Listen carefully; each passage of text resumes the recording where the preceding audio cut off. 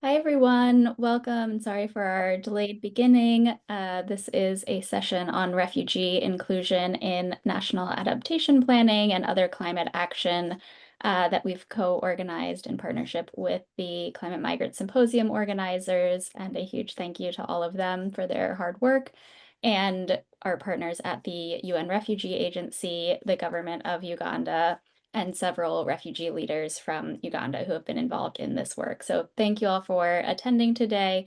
My name is Jocelyn Perry. I'm the Senior Advocate and Program Manager for the Climate Displacement Program at Refugees International, and am very grateful to be joined here today by our colleagues from the organizations mentioned. How the session will go is that we'll have some quick remarks from the UN Refugee Agency on the importance of this work and where they see it going.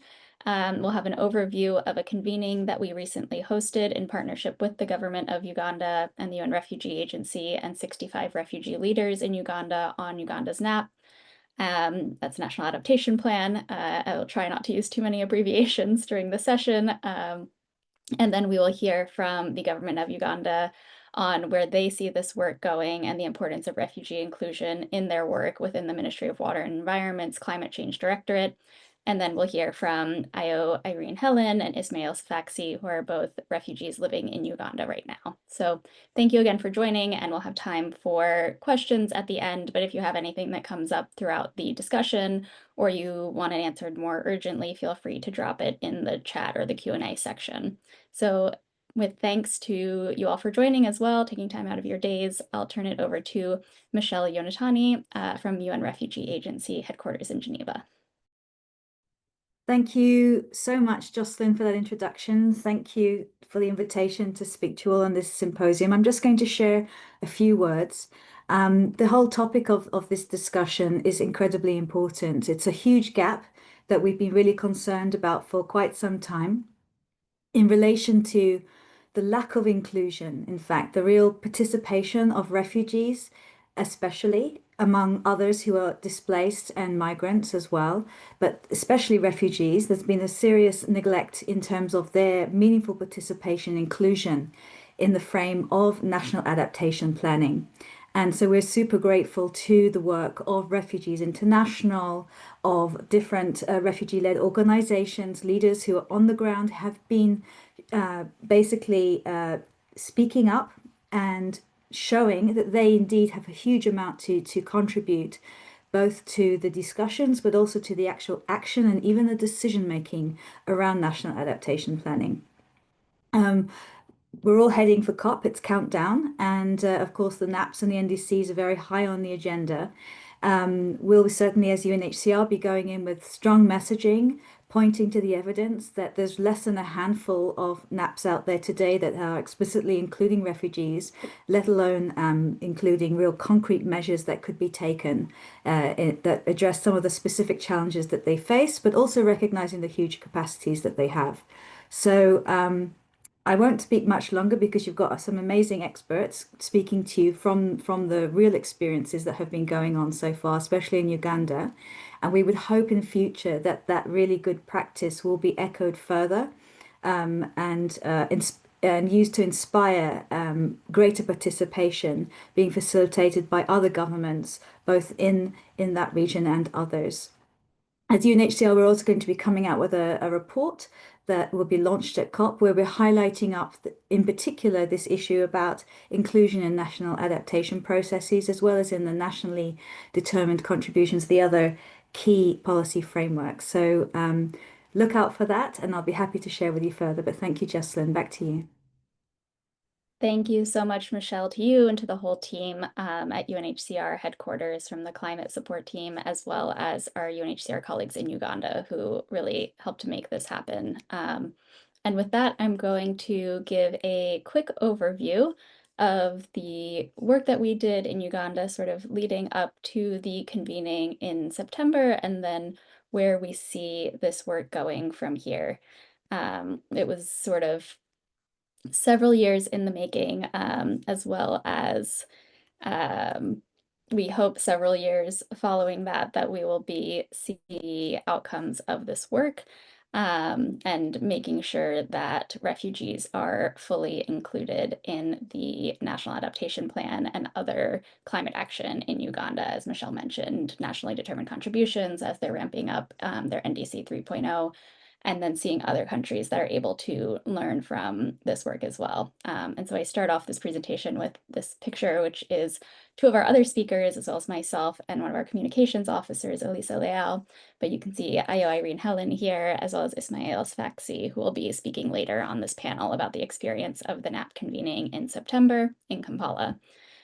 But to give a bit of background as to how we got here, National Adaptation Plans, or NAPs, are these plans that countries lead. So they're context-specific, nationally driven, can look different, sound different, depending on the country that is developing them, based on guidance and support offered by the UN Framework Convention on Climate Change, or UN Climate Change Secretariat, UNFCCC, you might see it written.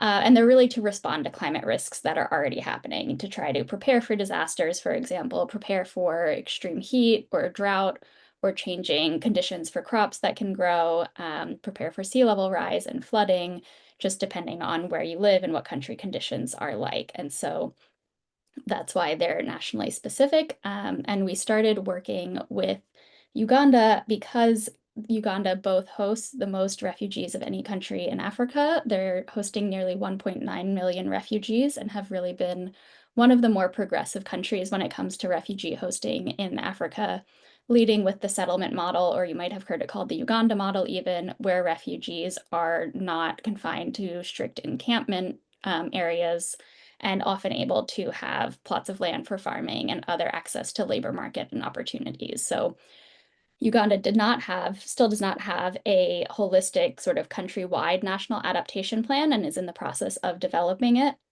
They have sector-specific plans for health and water, but this is the development of their first NAP. And so as they develop it, we wanted to be sure that those 1.9 million refugees were really included in every stage of the process. And we believe that other countries could learn from this as well. And we know that this is a really major problem for refugees around the world because we've done an analysis of national adaptation plans, and some partner organizations have done this analysis as well. And what we found 2 years ago was that 17% of national adaptation plans really mentioned or consulted with refugees and displaced populations, including internally displaced people, in their development. And so the other 83% had really no mention of refugees, were not considering refugees in their adaptation planning, which means that changing climatic conditions leave refugees vulnerable to natural disasters, to other risks from climate change. If you're, for example, moving towards a self-reliance model for refugees where they're responsible for farming, producing their own food, and they're subjected to changing climatic conditions, extreme drought where crops might fail, for example, and not including them in your climate adaptation plans, then they're not going to be able to be self-reliant because they're not giving sort of the tools and the resources to actually fulfill that self-reliance. So it's really critical for refugees, especially in places where you're moving towards a self-reliance model. Something that's increasingly critical as we're facing humanitarian aid cuts and reduced budgets across the UN and humanitarian system, that we include refugees in climate adaptation planning. And so to move towards that, we wanted to show what meaningful inclusion could actually look like. And the government of Uganda has been such an incredible partner in working towards that meaningful inclusion. And we'll hear from them just after me, I hope today.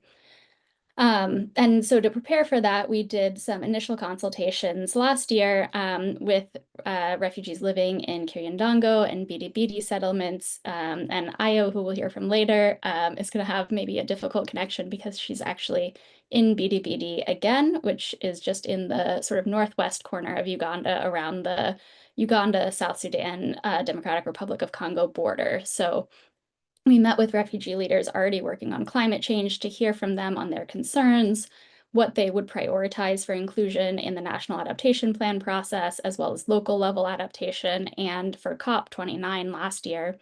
And our team also met with refugees living in Kenya, sort of across Kalobey in the west side of Kenya, and the Dadaab settlements on the Somali border side.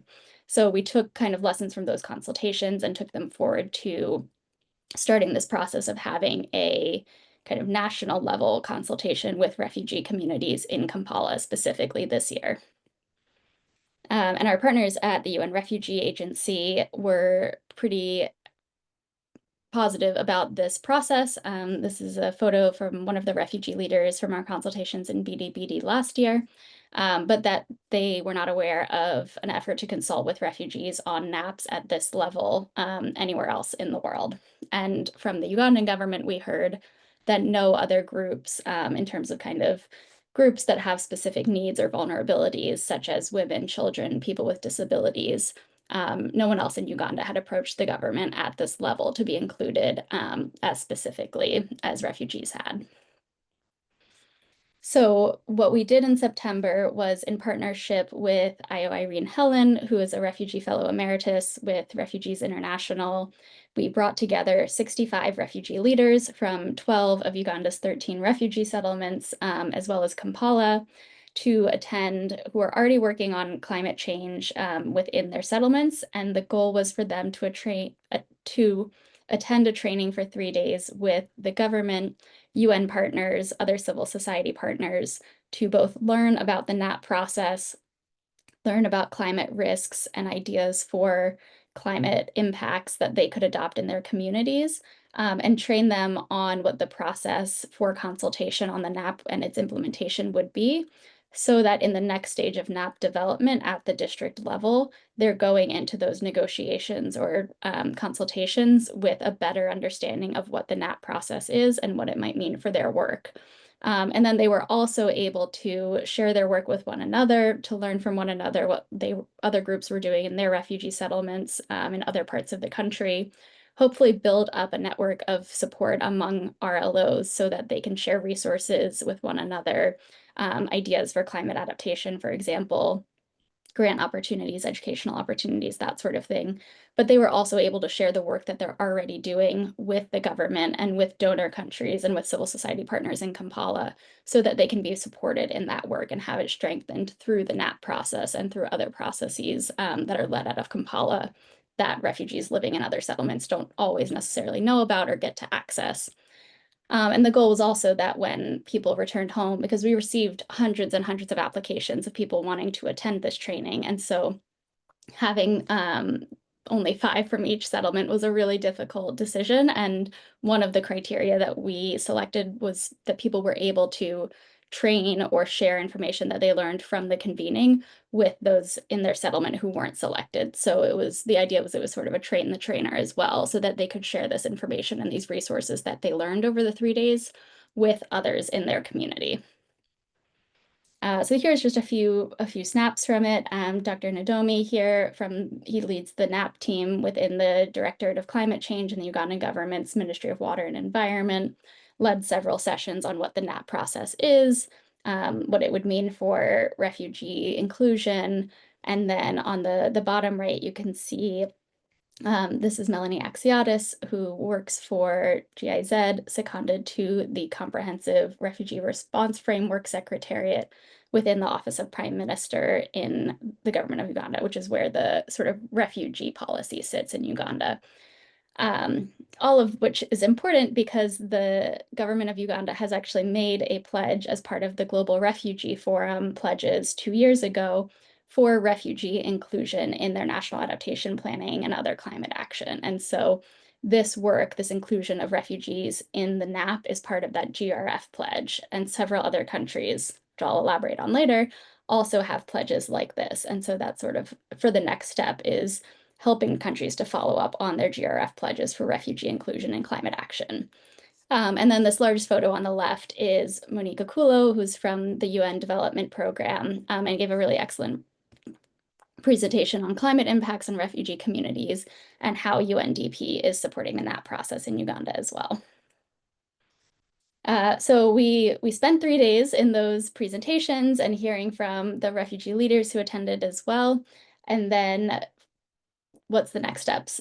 One is that the government is going to take the refugee leaders who attended and invite them to be part of district level committees or task forces for NAP development and implementation. And so that's really bringing the NAP to the local level to make sure that in each district that has refugees, that the district level national adaptation plan is inclusive of groups from, refugee settlements, refugee leaders already working on this to engage with them. And then the UN Refugee Agency's Energy and Environment Program will also be including the RLOs in their future outreach, which often includes grants and other capacity building opportunities. And to take this forward, we'll have a variety of outputs in terms of documents to share with funders who might be interested in encouraging participation by refugee communities in this work. We've been working already with the Ethiopian government, who's also expressed interest in refugee inclusion in their NAP. And Michelle and I are both members of the Task Force on Displacement under the UN Climate Change Secretariat's WIM-XCOM, which is the Warsaw International Mechanism on Loss and Damage. They have a task force on displacement, which issues technical guidance, produces knowledge products, hosts webinars, other support for parties, the countries that are members of the UN climate change, various frameworks like the Paris Agreement, the Kyoto Protocol, and the UN Framework Convention on Climate Change. And we're going to be producing a document on meaningful inclusion of refugees and displaced people within climate action, including NAPs. So we're taking lessons learned from this and putting that together for the TFD to produce a product in the next year or two for other countries to learn from. We also have COP coming up in 2 weeks, so we'll be taking lessons learned from this forward to COP. My colleague Ayo, who you'll hear from in a moment, will be sharing lessons on an event with the UN High Commissioner for Refugees and the Director General of the International Organization for Migration. So that will be a really great opportunity to spotlight this and to encourage other countries to do the same in their countries with refugees and inclusion in the NAP processes.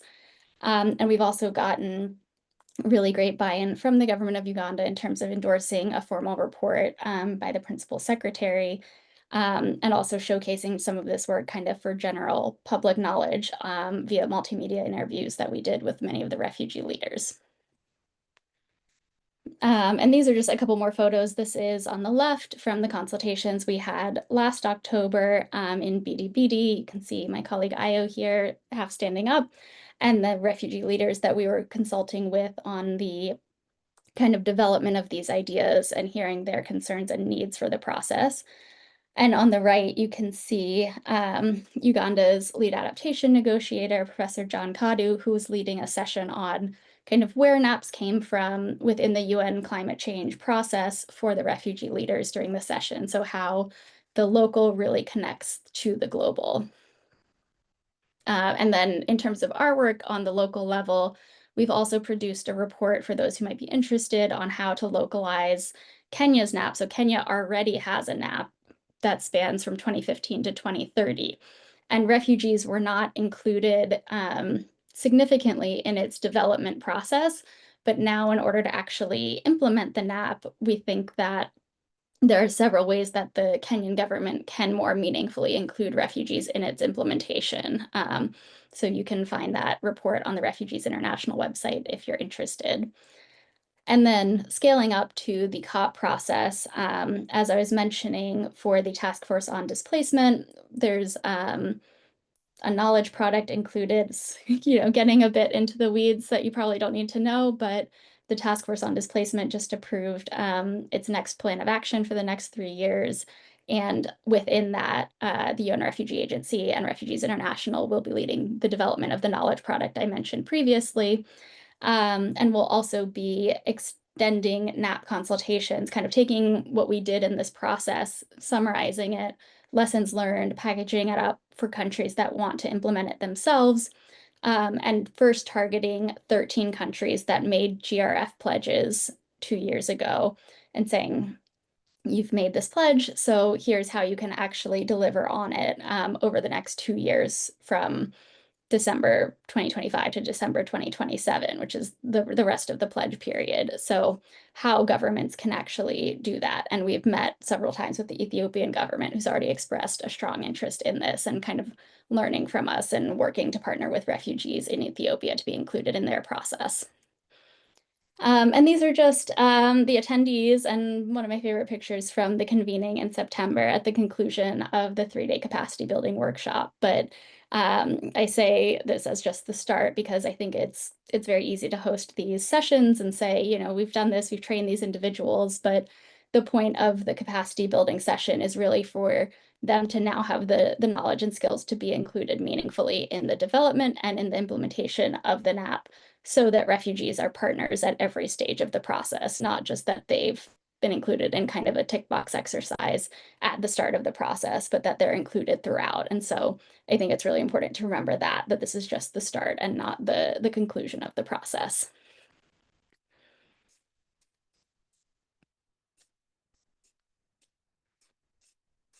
And so I'm going to stop sharing there so I can just see on my screen in terms of others who might be online.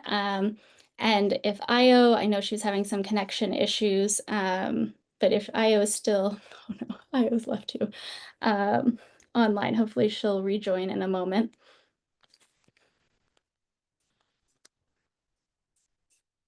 So I think I'm going to pause here and take any questions that have come in while I was sharing my screen. So Karishma, if you could share any questions, and then with that, I'll look the questions up while I turn over to Io, who has just rejoined. So Io, if you can hear, we can turn over to you to share your reflections on the convening. And Io was a co-organizer for the last several years of this convening and is just an incredible leader in the climate space in Uganda. So Io, over to you.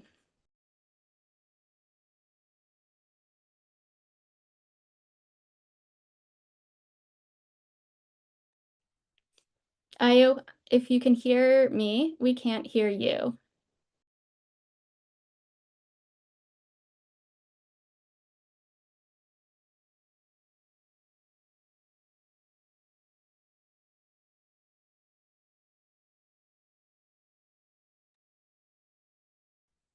Io, we still are not able to hear you.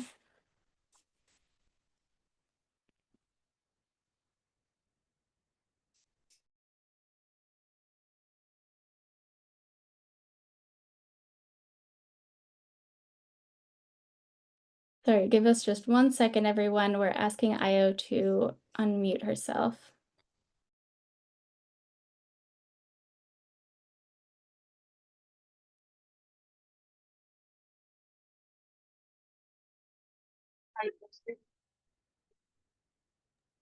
Oh, there you go, Io. We can hear you just a little bit.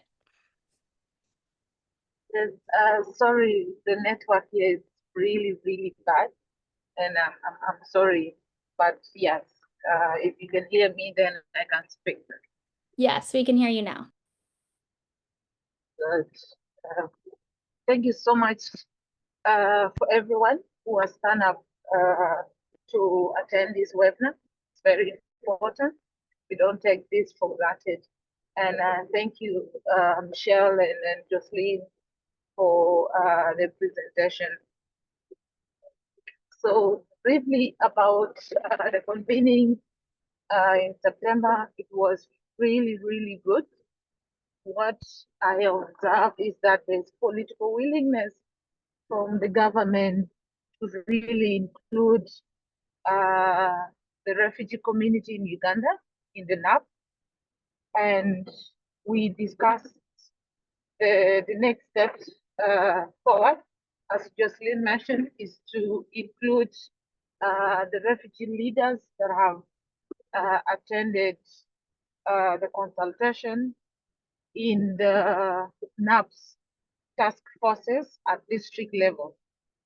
And I think for me that's a great step ahead.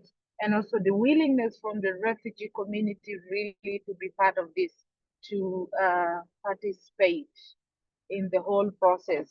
It's really, really, really key because I'm joining this from Bidibidi, a settlement close to the border of South Sudan and Congo, very hot settlement. But before it wasn't like this. It was quite a good place to visit. But now, due to a lot of demand on nature, firewood, farming. So things have completely changed. So it's very important to include the refugee community in the NAPs to strengthen their capacity so that they can self depend on them, because with the aid cards and everything that is happening, if we don't promote self-reliance among the refugee community, and then it will be quite not good for the refugee community. Just to mention, I'm also a South Sudanese refugee, was born and raised in Kiriandongo, and my settlement was quite a good place 20 years ago, but now it's also very hot. Uh, Everything has changed completely, and we feel really there's need to include us in the NAP. And Uganda has shown quite interest in this. They're very positive, and we pray that other countries that have also made pledge during the Global Refugee Forum will also include the refugee community in their NAP. We hope Uganda will be used as a case study so that the other refugees in other countries also will be included in the NAP process. My network might not support me enough, but this is briefly what I wanted to give, and also to let us know that we have the GRF stock taking coming next month from 4th to 6th, where we'll also give updates for those in Uganda. We'll also be participating, yeah, but also at COP. Thank you so much. Over to you, Jocelyn. Thank you so much, Ayo. Really appreciate those thoughts, and thank you for sharing all the way from Bidi Bidi. Appreciate you taking the time and effort to get connection. And for those joining online, I've just shared Ayo's bio and photo so you can see a bit more about her if you're interested in working with her in the future. Again, she's just a really incredible activist for climate as well as women and gender rights for refugees in Uganda. And now I think that Ismail is here as well, who's another refugee fellow with Refugees International this year. And he is both leading a nonprofit and was able to attend the convening that we hosted in Kampala. And so he'll also just join on audio, but it would be really great to hear from him, his thoughts on what he gained from the session and how he thinks that this will take his work forward in Kampala. So Ismail, if you can hear, over to you. You can unmute and share your thoughts. Thanks. Good evening, good morning, good afternoon, everyone. My name is Ismail Hussein Ismail. It's my pleasure to join you today. Thank you so much, Jocelyn and other team, for giving me the opportunity. It was my pleasure to really join the National Adaptation Plan conference here in Kampala, Uganda. I'm a refugee from Somalia, and I'm a follower at the Refugees International, and also I lead an organization called the Refugee Initiative. This organization I lead, we mostly focus on policy advocacy. However, joining this conference and getting the opportunity to actually engage with the government institutions, with the Ministry of the ministers that are aligned to climate change was really wonderful. So I just wanted to mention that we thank the partners and the Refugees International for convening this climate change, because really climate, it really affects our lives, our day-to-day life. So sometimes what we hear in the media, or what we hear maybe in the communities that host us, that we are really damaging the climate, that we are against the host community, that we are taking the resources, that we are burning the trees. But now, when we come and sit with the government institutions and see how we can work together as refugees and government of Uganda, it was really wonderful getting that chance. One of the questions I asked was, as a refugees, what is the benefits for us to be included in this NAP? So actually, I get to know that we are going to benefit a lot. one of them, if I mention, is that when the government of Uganda is implementing NAP programs, refugee-led organizations, refugee CBOs, or refugee leaders will get access to finance to their work. So number one, this national adaptation plan, it is important for us because it affects us. We are part of the community. So the government is now really willing to be included. So what we have benefited as personal is, number one, I understood that how the government is thinking about refugees, how the government is now interesting to include refugees, because for us, like, we are affecting, it is true that we are affecting in the environment of this country, but also we can contribute to the environment. If I can be a criminal, if I can do something bad, I also can do something good to the people that hosted me.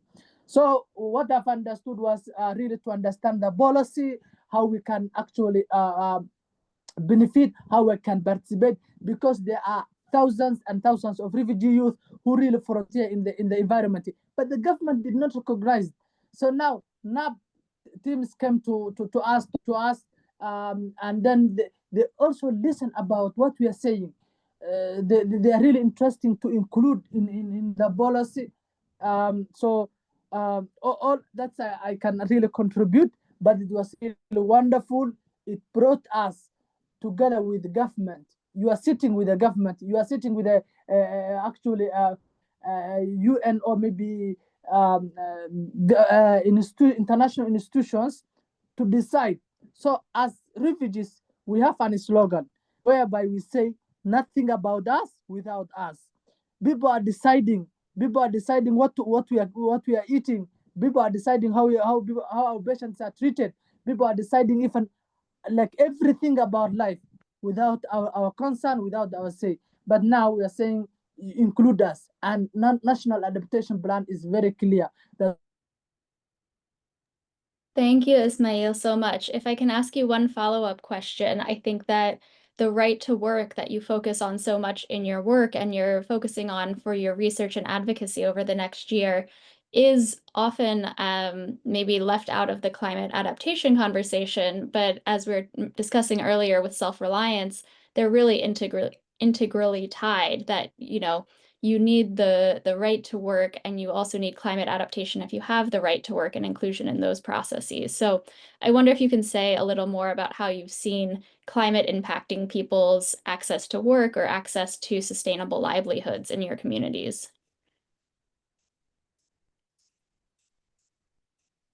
I don't know. Can you still hear me, Okay, Ismail? thank you so much. Yeah, I can hear you. Can hear you. Yes, go ahead. Okay, okay. So many people in our communities, they are really working in the environment to get a livelihood. Those ones in the camps, like the Nikki Valley refugee settlement, whereby so many refugees are going out to dig around and get livelihood, to be part of the farm.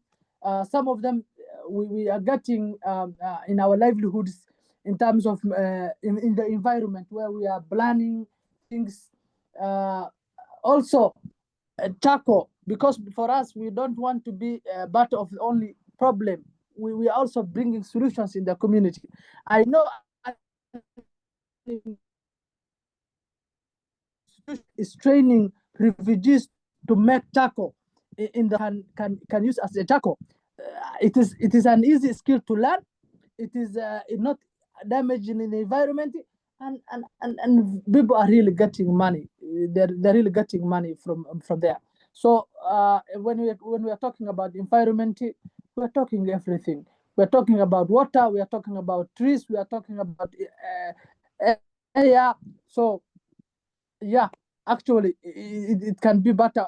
It is already part of our day-to-day life, and young people are benefiting in the environment, and also such great projects that are contributing in the community, peaceful coexistence. Thank you. Thank you so much, Ismail. And Ismail and Ayo, if you can hear me, a couple of the questions that have come in, I think, are specifically best answered by you two. So I'll read them out, and if you can come off mic if you have good enough service, please do.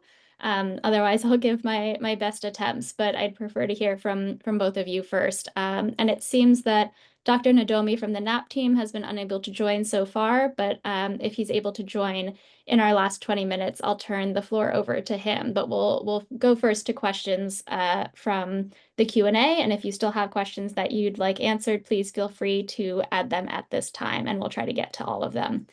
But the first question I would say, and I'll ask both of these questions at once, and you can answer whichever you feel comfortable or both of them, Ayo and Ismail, is what are the main challenges arising from global climate change facing refugee communities in Uganda? And what would you say are the priorities for the NAP to address these main challenges facing refugee communities in Uganda from climate change? And then the second question, which I think is related as well, is sustainable management of natural resources in and near refugee communities part of the possible response measures, meaning actions to empower refugees to participate in regenerative farming, tree planting, etc. So maybe Ayo, if you have service, over to you if you have any responses. And if not, then maybe Ismail, if you have any suggestions as well. Thank you, Jocelyn, and thank you for the question. If I can answer just briefly. The first question, what are the main challenges arising from global warming, climate change facing refugee communities in Uganda? I would say last year, refugee community, we didn't make harvest. There was prolonged drought. In the second season, refugees community did not harvest completely, and there was really hunger in the community. So these are challenges that we do have. But there's also flood that affect most of the settlement like Palorinya, almost every year flood, and these are challenges that we see. But also the heat wave, it's really affecting the refugee community. Some settlements like Riandongo, Bidi, Rhino Camp, it is throughout very hot. And so for me, I think what NAPS should prioritize is around regenerative agriculture within the refugee community, and then supporting what refugee-led organizations and community are already doing. So many refugee-led organizations are already doing tree planting, tree growing. Some of them are trying to practice regenerative agriculture. And so these opportunities for the NAP team to really tap in and do more training, expose these communities so that they're able to scale these small projects in all the settlements. And then the second question is on sustainability management of natural resources. Yes. So if most of these settlements, for example, Kiriandongo was really a forest. And there were forests also in the neighboring villages. We still have Karumba Game Reserve, Nyamutende Forest, Lokolum. These are by names now. Now there are no trees there. It's really completely bare. And I think one of the key things we are looking at is how do we recover? How do we recover? How do we restore back these degraded areas? How can we get back this forest? and then making sure also within the settlement we have trees, planted that really can support the, the climate change. And then there are already, as I mentioned, tree growing happening. Refugee-led organizations are doing a lot of tree growing, but of course they need capacity strengthening on how to monitor these trees growing, how they can effectively, scale it up because they are doing it as at small scale. And then there are already regenerative agriculture practice happening, but of course at a smaller scale.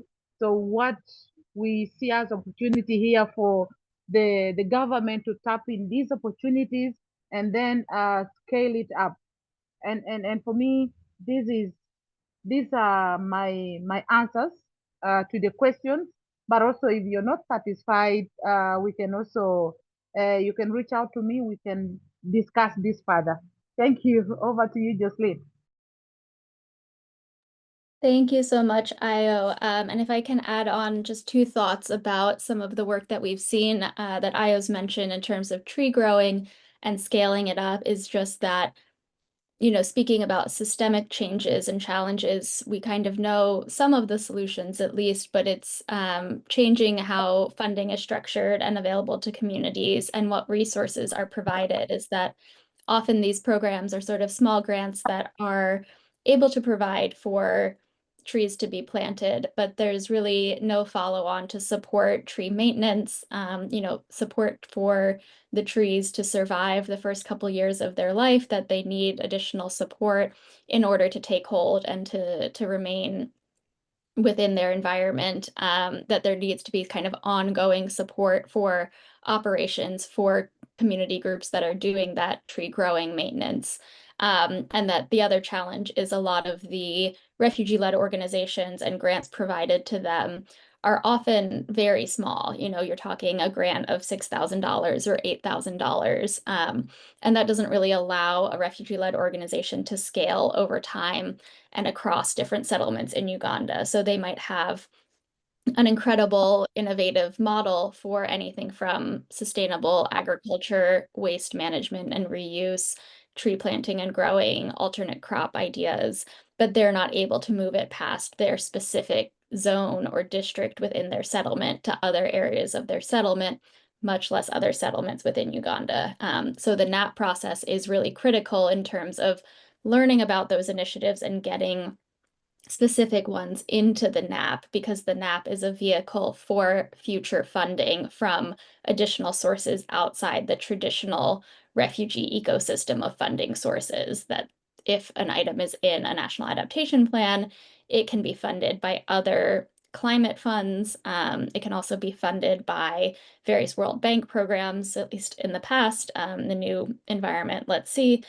But it really opens up avenues for additional funding to be available to communities that are working on these climate initiatives. And so I think that's a really critical thing to keep in mind for the NAP process, but also for kind of the wholesale look at the humanitarian funding ecosystem and how it needs to be reworked to be better fit for purpose for serving refugees' needs in the new environment that we're living in.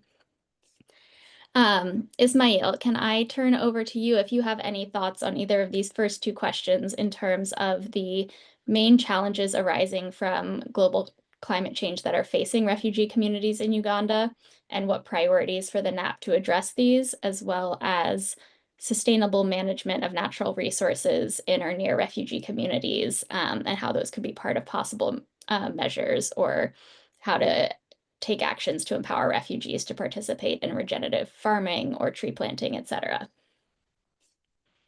Thank you so much, Jocelyn. To begin with, challenges we're facing, I think refugees are the most vulnerable people that are affected by the climate, because refugees often live in camps or settlements where in floods and droughts are actually always expected, because they are far from maybe in the environments Examples like floods can actually destroy shelters, because these people, the shelters they are using are like plastic things. They are not really real shelters.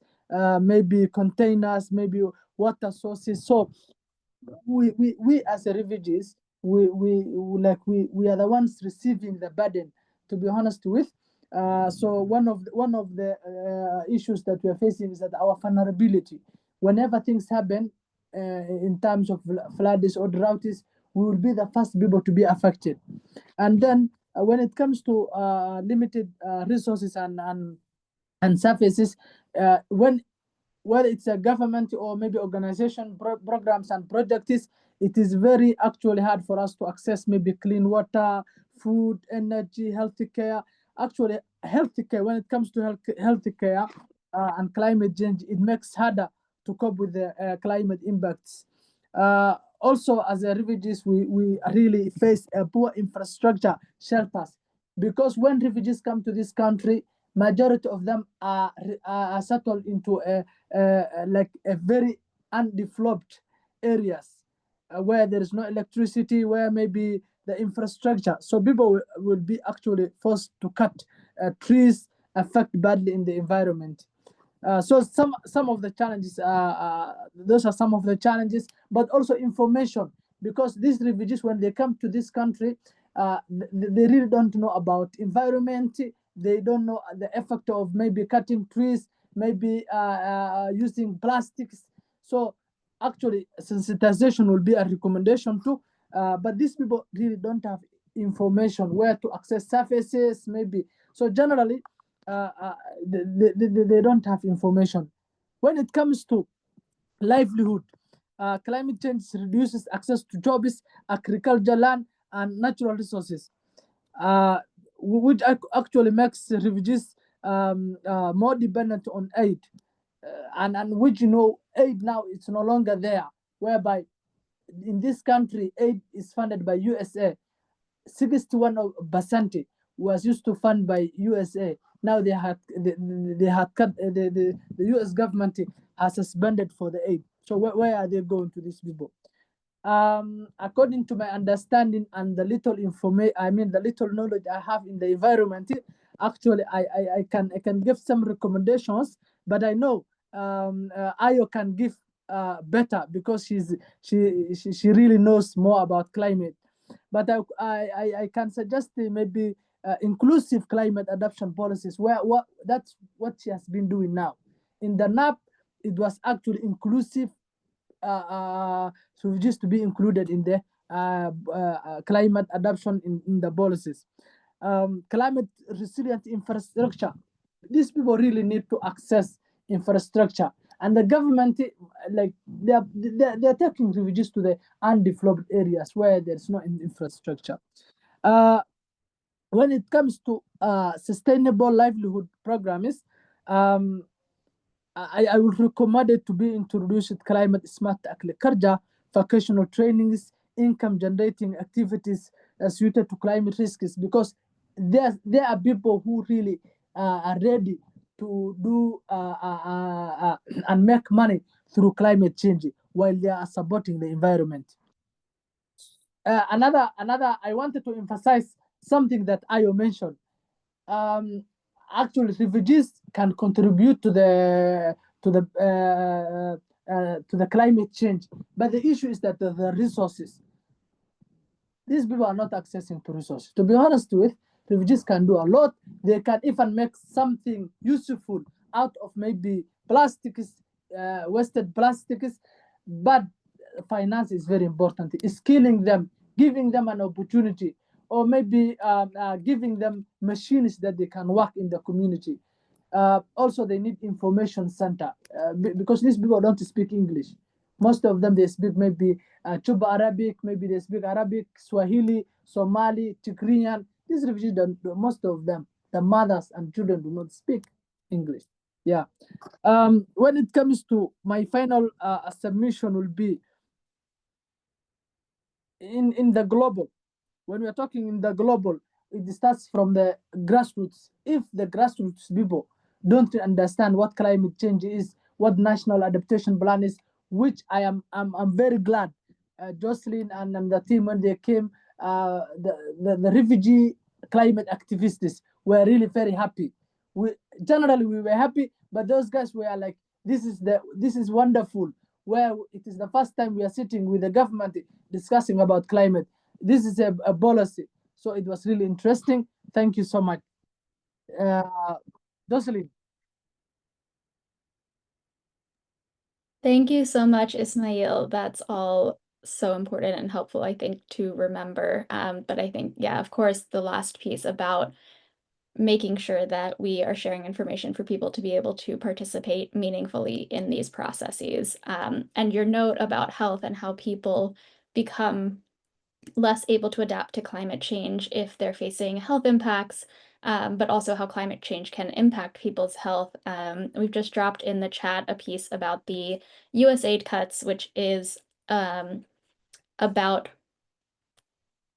6 months ago that we produced this, but it was really highlighting how the cuts to US aid programs, both the climate programs, which were critical, and I think 97% of the programs that had climate elements were cut when US aid was dismantled this year. But also that cuts to other programs like health programs had huge impacts on people's climate resilience. So in Uganda, for example, I know that the health clinics where people were able to receive ART therapy for HIV/AIDS were almost or entirely closed. And so people living with HIV were no longer able to receive this treatment, both in refugee communities and in Ugandan communities, which means that if they had health challenges and needed to then reallocate funding from their budget to actually pay for their own health care now in response to a weakened immune system from not receiving their HIV/AIDS treatment, for example, that reduces the amount of money that they have available to pay for example, better crop technologies, slightly better seeds that might be more resilient to drought or to flooding, reduces money they have to prepare their home for flooding, for example. They aren't able to buy sandbags if flooding is coming because they've used that money on these other expenses, or because of lack of emergency food provision, they're now reallocating money that they could have used to prepare their homes for seasonal flooding to that emergency food purchasing. And now when flooding does come, they're in a worse position and may be going into debt to be able to rebuild their home, et cetera, and prepare for the next flood. So it's creating these cycles of debt and even worse quality of life and safety for communities because of the cuts to these funds. And so we have a short piece on that if people are interested in it. And then in response to the third question that we had, which was about both the successful inclusion of refugee communities' implementation of national adaptation plans. I'm not entirely sure that we've seen this done well anywhere, to be honest. Uganda is one of the better case studies when it comes to communities being included from the very start of processes when we're talking about refugee communities specifically. When it comes to other communities, I would really look to a national adaptation plan development process like Fiji, where they had really extensive stakeholder consultation with people from Fiji. They're not a large refugee hosting country, of course, and there wasn't a really large engagement of displaced populations in that, but that consultation would really be able to prevent forced displacement of communities, or if there's planned relocation of communities taking part, at least those communities were part of the negotiations and the process of planning for that from the very beginning. So if you're interested in kind of meaningful consultation, I would look to the process of developing Fiji's national adaptation plan, which was done just with huge visits to hundreds of communities before it was written. And then the second piece of that question that I'd answer is to high-income countries with NAPs. There's very few. So NAPs are kind of a process that's been created for the UN Climate Change Secretariat to provide assistance to developing countries within the process. So there's very few developed countries that have nationwide adaptation plans. New Zealand does have one, and so we've dropped that in the chat as well, and you can review that. But there's not significant refugee inclusion in that plan either, both because they're not a huge host country for refugees, but also because there wasn't meaningful inclusion of refugees in the process of its development. And so I think that when we're talking, and most developed countries are really countries of resettlement. So they're not hosting people who are arriving immediately across a border the way that a country like Uganda or Kenya might be, where you're having refugees living in large settlements, like hundreds of thousands of people in one concentrated area. In developed countries, you have resettled refugees, but also often coming at much smaller numbers over a longer period of time. And so I think refugee inclusion in those processes is really important, but it will often be done at a more local level. And so you can look to municipal climate adaptation plans for that. And I think that cities need to be more proactive in inclusion of both immigrants, other communities that have been made vulnerable to climate change. Like here in the US, we have Black communities that have been historically disenfranchised and marginalized within cities due to redlining. And they need to be included intentionally as well in terms of how they are consulted with and the specific climate risks that are affecting them because of historical precedent.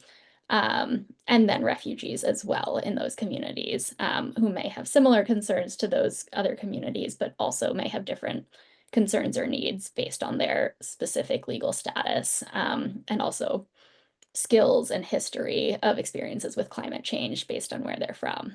So I think, again, incredibly context specific, but there are a number of organizations like the Global Network on National Adaptations Plans, NAPGN, as well as the Mayor's Migration Council and other groups that are supporting cities towards their efforts on national and local adaptation planning within communities. ICLEI as well, ICLEI, and C40 are some really good local organizations, sort of national networks for cities that are working on that. And then the US does not have a national adaptation plan to answer that question. We had there's sort of a climate review that happens every 5 years towards climate risks in the United States, but there's no national level adaptation plan that we've ever had. And that climate review has actually been dismantled this year under the Trump administration as well. So it remains to be seen what happens going forward, but that would be sort of an outline of climate risks and hazards within the United States every 5 years. If there are no other questions that are coming in, if there are, please feel free to drop them in the chat now. But I want to turn over to Ayo and then to Ismail if you have any closing thoughts for the group that you'd like to share and ideas on where this work will go going forward. So Ayo, if you're still able to hear us, over to you for your closing thoughts. Thank you so much. So I would summarize it this way, that refugee community have capacity. Refugee-led organizations are really contributing a lot in mitigation and adaptation to climate change. So we need to trust them to do more of this, because if we blend local knowledge with science and integrate this, can really move things fast. And so we believe that it's very important for every country to include refugee community in their NAP, because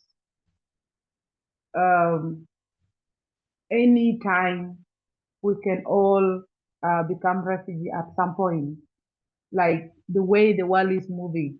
So we are preparing for our own future if we include the refugee community in the NAP. so that when one time you become refugee, and then you know that you're included, you have a voice, and you can really contribute effectively in the country of the host. So that's what I want to leave with us, that let's really advocate for the inclusion of refugees in national adaptation plan for all the countries that are hosting the refugee community around the world. Thank you so much. Over, Jocelyn. Thank you so much, Ayo. And Ismail, over to you if you have any closing thoughts that you'd like to share with the group. But I certainly echo Ayo in terms of the need to support refugee communities, that any one of us could become a refugee at any time as well. Ayo, thank you again. And Ismail, over to you. Thank you so much, Jocelyn, for giving me the opportunity. Thanks to the audience, and thanks to Ayo for the great work she's doing. For my closing remarks would be for the government and the policymakers, I would advise to integrate refugees into a national and local climate adaptation strategies, ensure they have a voice in decision making, ensure we have a decision in the national adaptation plan, which you really did. Thank you so much. And actually, to access climate resilience resources and services. And the other message is goes to the humanitarian partners and donors. Invest in sustainable solutions such as renewable energy, climate smart agriculture, water conservation, to strengthen resilience of refugees and community, and protect the environment. And my last comment goes to the refugees, including Ayo and climate activists. Engage actively in the sustainable practices, conserve local resources, and support refugee building livelihoods at both climate resilience and environmentally responsible. Thank you so much and have a good evening. Thank you so much, Ismail, and a huge thank you again to Ayo Irene Helen and Ismail Safaxi, who have been incredible partners of Refugees International based in Uganda. And I am also incredibly grateful that we have Lori Ashley, formerly of USAID, on the call, who has shared the U.S. National Adaptation and Resilience Planning Strategy that came out just this year, I believe in January 2025, towards the end of the Biden administration. So we've shared that link in the chat as well for everyone's reference in terms of the U.S. adaptation strategy. And with that, I think we will close the session if we have no more questions from the Q&A, but we can all be reached via Refugees International or Michelle Unitani via UNHCR. And we'll also be able to share follow-up from the Ugandan government, who send their regrets for not being able to attend today. A huge thank you to Ismail and Ayo that it's also quite late for them there in terms of the workday hours. So very much appreciative for joining. And to people who have joined online, thank you for taking time out of your busy schedules, wherever you are in the world. We really appreciate it, and look forward to continuing this work with all of you in the years to come. So thank you again. Please feel free to reach out via Refugees International if you'd like to partner on any work on refugee inclusion and climate action anywhere in the world going forward. Thank you again.